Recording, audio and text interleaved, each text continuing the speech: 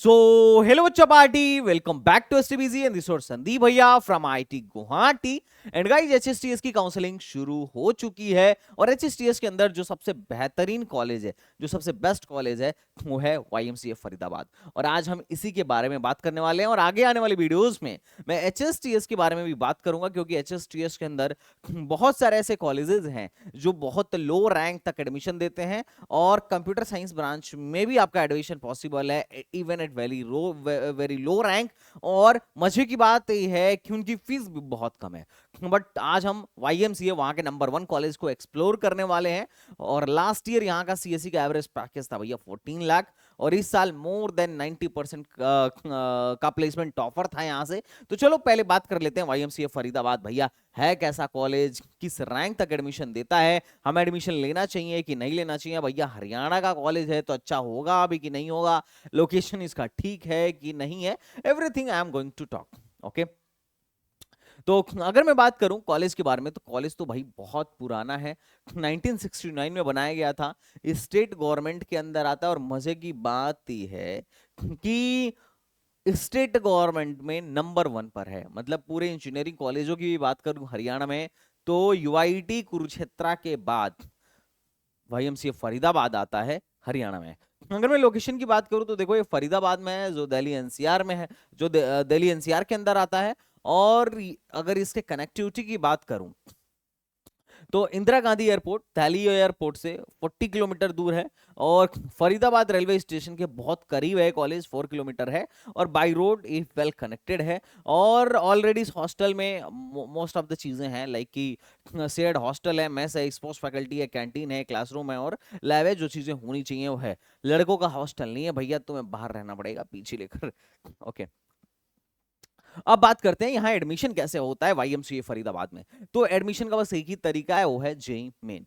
आपको JEE main में appear होना पड़ेगा, और जेई मेन में अपीयर होने के बाद से जेई मेन की जो रैंक आएगी, उस रैंक के यहाँ पर आपको एचएसटीईएस की काउंसलिंग करानी पड़ेगी। और काउंसलिंग स्टार्ट हो चुका है 30 मई से 30 जून तक काउंसलिंग इसकी चलने वाली है। तो दैट्स अ गुड थिंग। तो आप यहां पर आराम से बैठ सकते हो। अब सवाल है कि भैया सिर्फ हरियाणा वाले ही एडमिशन लेंगे या बाहर वाले भी एडमिशन लेंगे। तो भैया 15% सीट बाहर वालों के लिए, बाकी तो हरियाणा वालों के लिए रिजर्व है। तो बाहर वाले भी एडमिशन लेते हैं और इजिली एडमिशन हो जाता है। अब बात करते हैं रैंकिंग्स एंड एग्रीडिएशन की। तो एनआईआरएफ रैंकिंग जो है इसकी बहुत अच्छी तो नहीं है, और 100 से 150 के बीच में आता है। मतलब एनआईआरएफ में 2024 में 100 से 150 से 200 के बीच में इंजीनियरिंग कैटेगरी में इसको क्या किया गया था, वो किया गया था। नैक ने इसको ए प्लस प्लस का एग्रेडिएशन, नैक ने सॉरी इसको ए प्लस का एग्रेडिएशन दिया है, ए प्लस प्लस का नहीं। और इसके बहुत सारे ब्रांचेज एनबीए से एग्रेडेटेड हैं, और कॉलेज के most of the branches AICT approved हैं।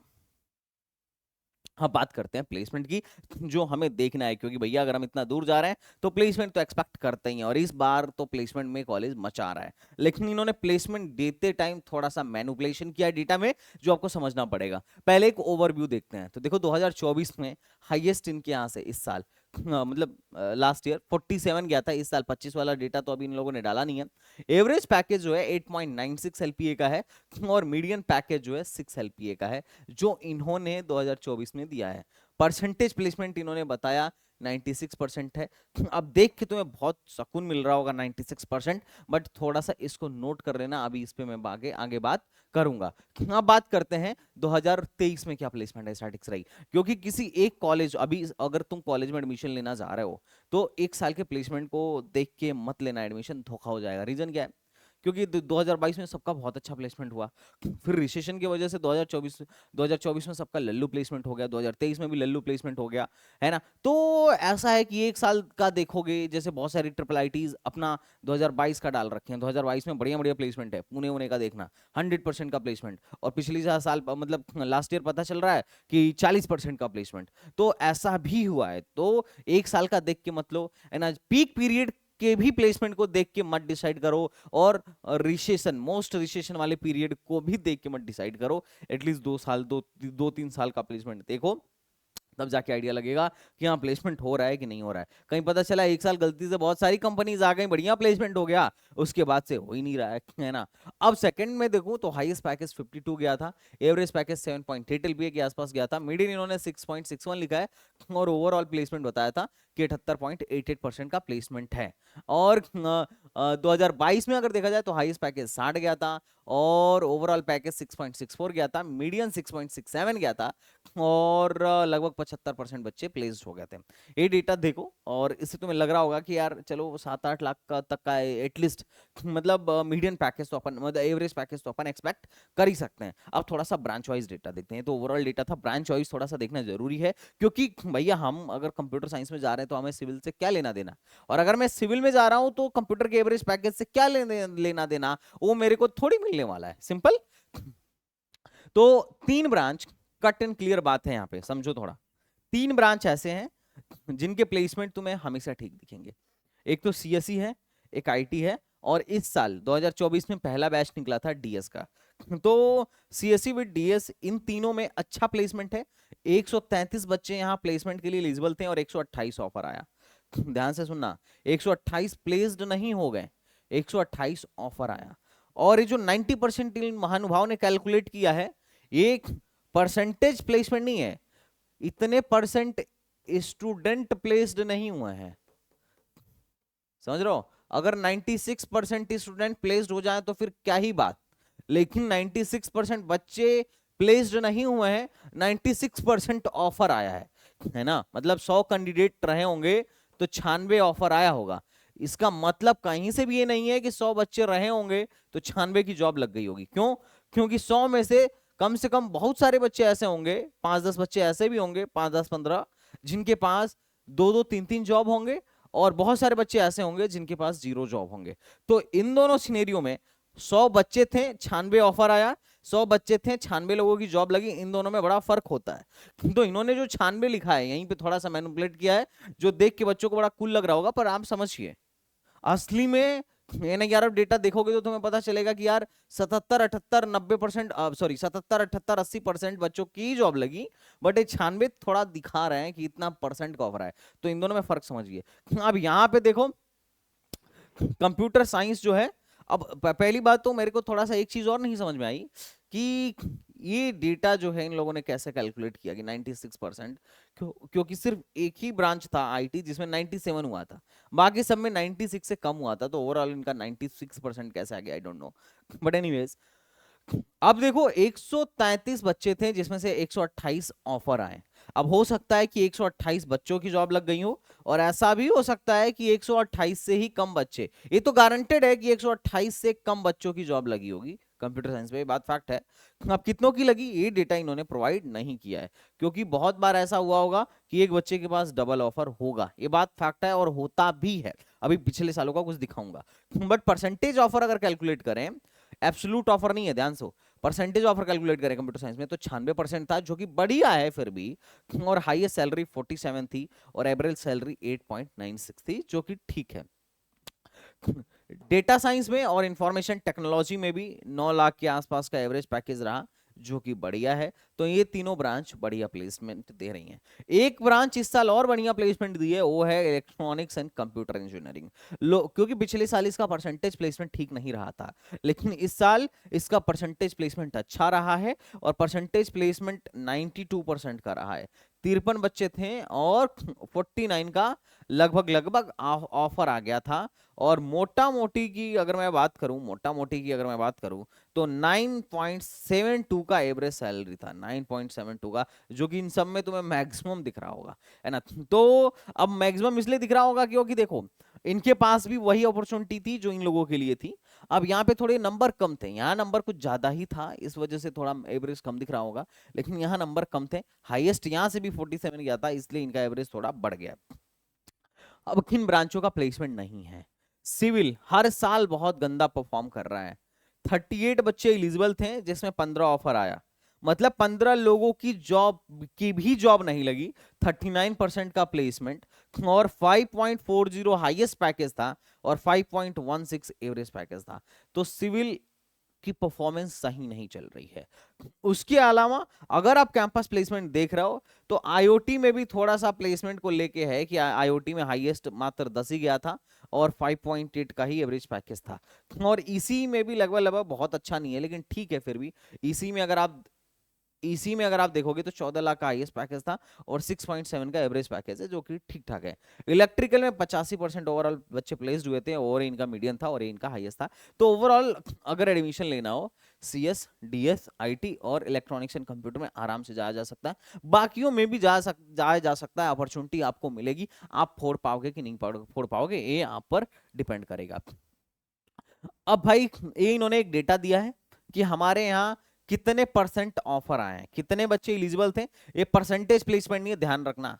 ये परसेंटेज एब्सोल्यूट परसेंटेज प्लेसमेंट नहीं है, या ये एब्सोल्यूट ऑफर प्लेसमेंट नहीं है, है ना। ये है कि भैया इतने बच्चे थे और इतना परसेंट ऑफर आया, सिंपल। यहाँ पे 72% ऑफर आया।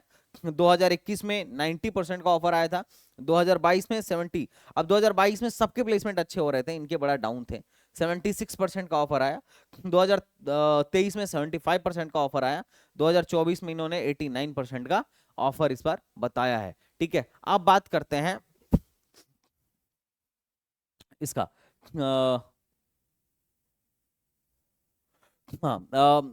ब्रांच वाइज पैकेज का। तो ये ब्रांच वाइज पैकेज देख सकते हो कि क्या किस ब्रांच में क्या पैकेज था, जो कि मैं टेबल के हिसाब से आपको दिखा दिया हूं। अब एक चीज और है जो मैं आपको थोड़ा सा शेयर करना चाहूंगा। यहाँ पे इन्होंने बताया कि कितनी कंपनीज आई थी, जो कि थोड़ा सा नोट करने की जरूरत थी कि इनके यहाँ से 475 प्लस कंपनीज बच्चों को लेके गई हैं। और एक बात और ध्यान देने की जरूरत है वाईएमसीए फरीदाबाद में, कि ये सारी जो ऑफर्स एंड कंपनीज हैं ऑन एंड ऑफ कैंपस मिला के हैं, ऑन एंड ऑफ कैंपस मिला के हैं। Everything is not on campus, इसको भी थोड़ा सा ध्यान देने की जरूरत है। एनीवेज, अपन लोग बात करते हैं लास्ट ईयर का प्लेसमेंट क्या रहा। तो 2023 में इनका प्लेसमेंट और भी ज्यादा अच्छा रहा, जहां पर कंप्यूटर साइंस में, अब देखो यहां पे थोड़ी सी चीजें तुम्हें क्लियर होंगी। देखो 154 बच्चे थे कंप्यूटर साइंस में, 149 की जिसमें से 149 लोग प्लेसमेंट के लिए इंटरेस्टेड थे, और 149 में से 124 आया, 124 ऑफर आया, जिसमें से 5 ऑफर जो था डबल ऑफर था। इसका मतलब 124 में से 5 घटा दो, 119 ऑफर जो था एब्सोल्यूट ऑफर था।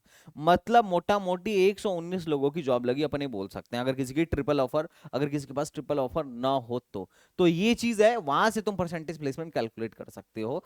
और कंप्यूटर में अकेले 60 कंपनीज आई थी और परसेंटेज प्लेसमेंट 83.22 का था।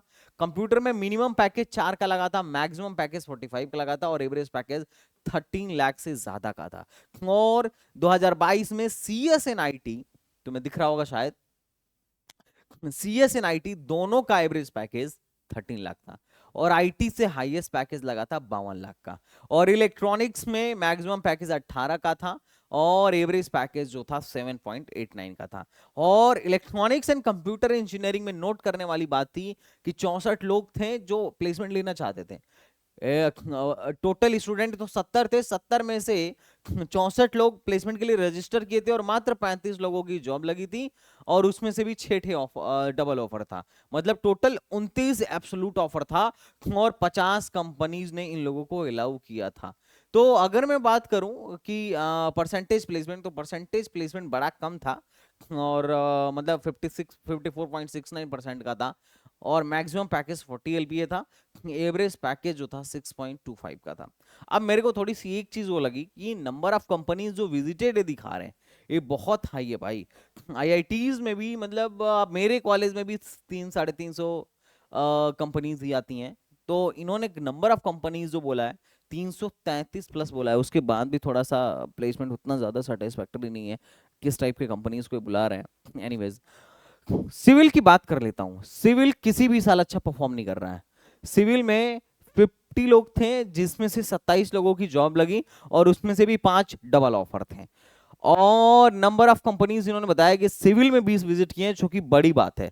लेकिन यार 27 लोगों को ही नौकरी मिला, 20 कंपनी को मिलाकर, ये सोचने वाली बात है। और परसेंटेज प्लेसमेंट मात्र 54% का प्लेसमेंट परसेंटेज था। मैक्सिमम 9.5 गया था और एवरेज जो है 6.96 का गया था। तो सिविल की परफॉर्मेंस इस साल भी अच्छी नहीं थी। मैकेनिकल में परफॉर्मेंस ओके ओके है, और 2023 में मैकेनिकल में 58 कंपनीज विजिट की थी और 97.39% का प्लेसमेंट था, जो कि बहुत अच्छा प्लेसमेंट है। तो कुल मिला जुला के सिविल वगैरह का प्लेसमेंट नहीं हो रहा है, सीएस का, आईटी का, डीएस का और इलेक्ट्रॉनिक्स एंड कंप्यूटर का, इनका बढ़िया प्लेसमेंट है। 2022 का अगर तुम रिकॉर्ड देखोगे तो उसमें भी कंप्यूटर साइंस का 9 लाख के आसपास का एवरेज पैकेज दिखेगा, और उस साल भी आईटी अच्छा परफॉर्म कर रही थी, 89% का प्लेसमेंट था। और कितनी कंपनीज आई थी आप यहाँ पे देख सकते हो, यहाँ पे डबल ऑफर बच्चों के पास ज्यादा थे, और इंफॉर्मेशन टेक्नोलॉजी में 92% का बच्चों का प्लेसमेंट हुआ था। ओवरऑल आप देखो सिविल में मात्र 28% का प्लेसमेंट हुआ था। इस डेट को इन्होंने डेटा निकाला है, इस डेट तक मात्र 28% का प्लेसमेंट हुआ था, जो इन्होंने ऑफिशियल डेटा हमें दिया है उसके बिहाफ पर। तो आप यहां पर देख सकते हो कि कुछ कुछ ब्रांचेस का अच्छा प्लेसमेंट है, ऑलमोस्ट एटलीस्ट प्लेसमेंट हो ही जाता है। कुछ कुछ ब्रांचेज ऐसी हैं जहां पर प्लेसमेंट बिल्कुल नहीं है।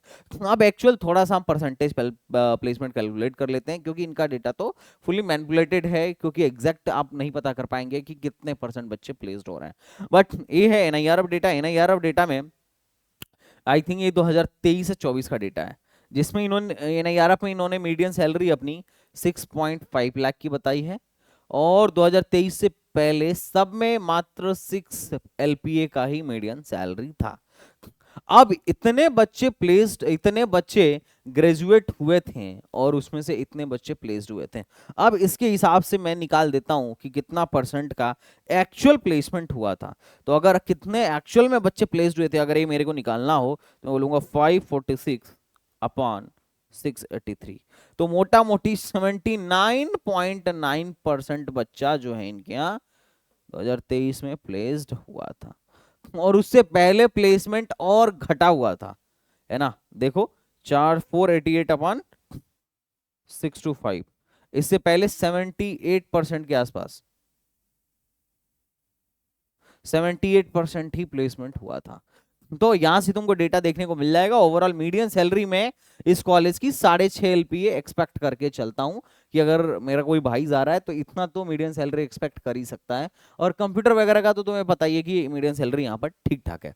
अब बात कर लेते हैं एडमिशन के लिए। एडमिशन कैसे होगा? तो एडमिशन के लिए सिंपल है, जेई मेन देना पड़ेगा। जेई मेन के बाद एचएसटीएस की काउंसलिंग में बैठना पड़ेगा। एचएसटीएस में 2 राउंड्स होते हैं सेंट्रलाइज, और 2 राउंड के बाद फिर कॉलेज लेवल काउंसलिंग होता है, इंस्टीट्यूट लेवल काउंसलिंग होता है। वो कैसे होता है वो जब होगा तब मैं वीडियो के माध्यम से बताता रहूंगा। एचएसटीएस पे एक अलग से वीडियो मेरी आने वाली है। अब कट ऑफ के बारे में थोड़ा सा आइडिया दे देता हूं। कट ऑफ थोड़ा सा ज्यादा जरूरी है। अब देखो यहाँ पे मैं 4 लोगों का कट ऑफ लिखा हूं, क्योंकि लड़कियों को स्पेशल फायदा है। ये है हरियाणा ओपन कैटेगरी, ये है फीमेल कैटेगरी, ये है आउटसाइड हरियाणा। आप शुरू करते हैं आउटसाइड हरियाणा से। तो कंप्यूटर साइंस में राउंड 1 में 21,000 पे सीट फिल हो गई थी, लेकिन राउंड 2 तक जो बैठा था उनको बहुत फायदा हुआ था। 55,000 रैंक तक इनका एडमिशन हुआ था। इन्होंने हिंदी मीडियम भी लॉन्च कर रखा है, 83,000 रैंक तक सीएस हिंदी मीडियम में एडमिशन हुआ था, और 92,000 तक राउंड 2 में एडमिशन हुआ था। डेटा साइंस में राउंड 1 पे बहुत लो कट ऑफ थी, राउंड 2 में ठीक ठाक कट ऑफ चली गई थी, और ये कट ऑफ ठीक है। मतलब आईटी में लगभग लगभग 60,000 तक राउंड 2 में एडमिशन हुआ था। इलेक्ट्रिकल इंजीनियरिंग में 87,000 रैंक तक एडमिशन हुआ था। इलेक्ट्रॉनिक्स में 67,000 रैंक तक एडमिशन हुआ था, और इलेक्ट्रॉनिक्स एंड कंप्यूटर में 66,000 रैंक तक एडमिशन हुआ था। और अगर आप बात करें मैकेनिकल तो 1 लाख रैंक तक एडमिशन हुआ था। ईसी स्पेशलाइजेशन विद आईओटी जो है 77,000 रैंक तक एडमिशन हुआ था। इन्वायरमेंटल में बहुत लो रैंक तक एडमिशन हुआ था, 136 तक। और एक और नया ब्रांच है जो 2023 में लॉन्च हुआ, इसका भी कोई बैच नहीं निकला है, ये मैकेनिकल डिपार्टमेंट के अंदर आता है। इसका नाम है एआई एंड रोबोटिक्स, और एआई एंड रोबोटिक्स शायद तुमको दिख नहीं रहा होगा, लेकिन 63,000 रैंक तक एडमिशन हुआ था। तो ये था मेल कैंडिडेट का, अदर स्टेट वालों का वो। और मैकेनिकल हिंदी मीडियम में भी है, जिसमें सबसे लो रैंक तक एडमिशन हुआ था, 1,75,000 तक।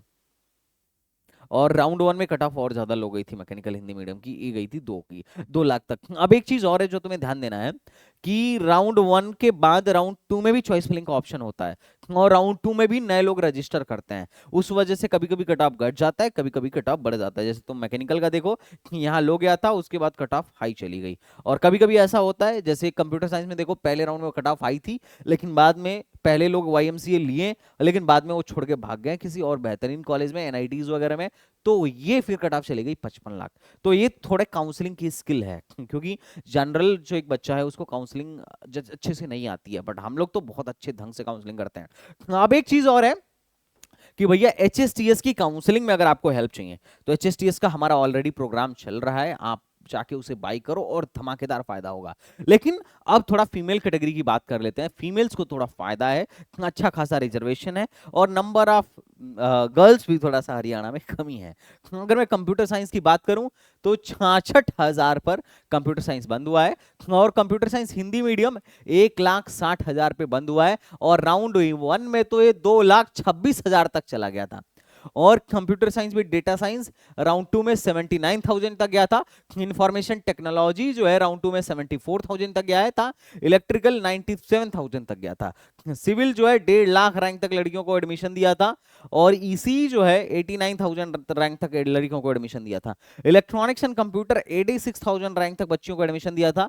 मैकेनिकल जो है 1,42,000 रैंक तक लड़कियों को एडमिशन दिया था, और वैसे भी मैकेनिकल में लड़कियां थोड़ा कम ही होती हैं, तो कट ऑफ थोड़ा लो जाता है। मैकेनिकल हिंदी भाई 4 लाख रैंक तक,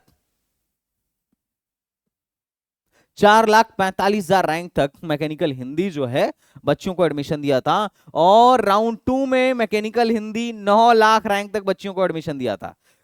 आईओटी 95,000 रैंक तक बच्चों को एडमिशन दिया था, राउंड 2 में भी 95,000 के आसपास ही गया था। इन्वायरमेंटल 1,91,000 रैंक तक बच्चों को एडमिशन दिया था, और राउंड 2 में 2,31,000 रैंक तक एडमिशन दिया था। और रोबोटिक्स जो है एआई एंड रोबोटिक्स बच्चियों को 79 की रैंक तक, लगभग लगभग 80,000 रैंक तक एडमिशन दिया था। तो ये कहानी थी आउटसाइड गर्ल्स की। अब थोड़ा बात करते हैं हरियाणा वालों की। हरियाणा की हरियाणा के जो मेल्स हैं उनकी कट ऑफ गई थी 43,000। आहा, ये क्या हो गया, मतलब आउटसाइड वालों को भैया ज्यादा फायदा मिल गया। आउटसाइड वाले मेल को, ओपन कैटेगरी को ज्यादा फायदा मिल गया, और होम स्टेट वालों को कम फायदा मिला। देख रहे हो भाई कहानी। हिंदी में एडमिशन हुआ था इनका 1,26,000 रैंक तक, डीएस में एडमिशन हुआ था 50,000 रैंक तक, आईटी में एडमिशन हुआ था 54,000 रैंक तक, इलेक्ट्रिकल में एडमिशन हुआ था 85,000 रैंक तक, सिविल 1,28,000 रैंक तक गया था। इलेक्ट्रॉनिक्स एंड कम्युनिकेशन जो है वंस मतलब 69,000 तक गया था। इलेक्ट्रॉनिक्स एंड कंप्यूटर जो है 65,000 तक गया था। मैकेनिकल 1 लाख रैंक तक गया था, और मैकेनिकल हिंदी मीडियम 2,39,000 तक गया था। आईओटी जो है 78 रैंक तक गया था। इन्वायरमेंटल 1,80,000 तक गया था, और एआई एंड रोबोटिक्स जो मैकेनिकल डिपार्टमेंट के अंदर है ये 60,000 रैंक तक एडमिशन दिया था। मैं सीआरएल की बात कर रहा हूँ। अच्छा, यहाँ अदर स्टेट की तो कैटेगरी नहीं लगती है, होम स्टेट वालों की कैटेगरी लगती है, और कैटेगरी लगाने पर और लो रैंक तक एडमिशन होता है। पर अब सबका कट ऑफ डिस्कस नहीं कर सकता हूँ क्योंकि बहुत टाइम लग जाएगा। अब ये देखो लड़कियों का, जो हरियाणा की बच्चियां हैं उनका कट ऑफ देखो। हरियाणा की जो बच्चियां हैं, अच्छा ऑल इंडिया लेवल में जो गर्ल्स हैं उनको ज्यादा फायदा हो रहा है as compare to Haryana girls. तो फीमेल कैंडिडेट में आप यहाँ पर कट ऑफ देख सकते हो सारे लोग। मोटा मोटी जिनकी 1 लाख के अंदर रैंक है उनको ठीक ठाक यहाँ पर आराम से एडमिशन मिल रहा है, आराम से आप अप्लाई करिए। अब बात करते हैं भैया यूपी के कॉलेजों से कंपेयर कर दोगे क्या, तो ये of course I can compare. IT Lucknow जैसा समझो तुम इसको, आईटी लखनऊ और वाईएमसीए फरीदाबाद, जहां अच्छा ब्रांच मिले तुम वहां ले सकते हो, कोई समस्या वाली बात नहीं है। केएनआईटी, ट्रिपल एमयूटी, बीआईटी झांसी, इन सबसे अच्छा कॉलेज है। अब बात करते हैं स्कॉलरशिप का। तो देखो कुछ खास स्कॉलरशिप मिलती नहीं है, बाकी सभी तुम पढ़ लेना, मोटा मोटी तुम अपने स्टेट के स्कॉलरशिप के लिए ही एलिजिबल हो। और बाकी यहाँ पर 5% सीटें जो हैं एफ डब्ल्यू मतलब ट्यूशन फीस बिहेवियर के अंदर आती हैं, जो कि इनके होम स्टेट के बच्चों को ही मिलती हैं। लेकिन वैसे भी कॉलेज की फीस उतनी ज्यादा है नहीं। हॉस्टल के बारे में थोड़ा ध्यान से सुनना। अगर मैं हॉस्टल के बारे में बात करूं तो गर्ल्स हॉस्टल तो है, कैंपस के अंदर ही है वो गर्ल्स हॉस्टल, लेकिन बॉयज बॉयज हॉस्टल नहीं है, बॉयज हॉस्टल नहीं है। तो बच्चों को भैया बाहर रहना पड़ेगा, पीजी उजी लेके रहना पड़ेगा। और कई बार ऐसा सुनने में आता है कि बारिश होती है तो कॉलेज में पानी भर जाता है, इंफ्रास्ट्रक्चर बहुत पुराना है, फला फला फला 10 तरीके की बातें सुनने को मिलती हैं। एनीवेज कॉलेज ठीक ठाक है, प्लेसमेंट ठीक ठाक कराता है। बाकी क्लब्स हो गए, इवेंट्स हो गए, टेक्निकल क्लब्स हो गए, कल्चरल क्लब्स हो गए, तुम यहाँ पर देख सकते हो। ओवरऑल अगर कॉलेज के बारे में मैं एक शब्द में बोलूँ तो देखो, अगर तुम्हारी रैंक लो है, बहुत अच्छी कॉलेजेस नहीं मिल पा रहे हैं, बहुत अच्छे एनआईटीज ट्रिपल आईटीज नहीं मिल पा रहे, अपने स्टेट के बहुत अच्छे प्राइवेट कॉलेज, गवर्नमेंट कॉलेज या टॉप के प्राइवेट कॉलेज नहीं मिल पा रहे हैं, तो you can go for YMCA Faridabad, कोई दिक्कत नहीं है। लो रैंक तक एडमिशन हो जाता है। ये है कि थोड़े से हरियाणा वाले लोग तुम्हें यहाँ पे ज्यादा मिलेंगे, प्लेसमेंट स्टैटिक्स ठीक है, टॉप के ब्रांचों में तो एटलीस्ट बढ़िया प्लेसमेंट है। तो you can go for YMCA Faridabad. अगर आपको इसमें कुछ और असिस्टेंस चाहिए तो I am always here for help you. तो आप फटाफट चैनल को सब्सक्राइब कर लो, और नेक्स्ट किस कॉलेज के बारे में हम एक डिटेल वीडियो चाहते हो बताओ कमेंट बॉक्स में, I will definitely create a detail video. तो चलो मिलते हैं नेक्स्ट वीडियो में, तब तक के लिए बाय बाय, टाटा एंड जय Hind, thank you so much.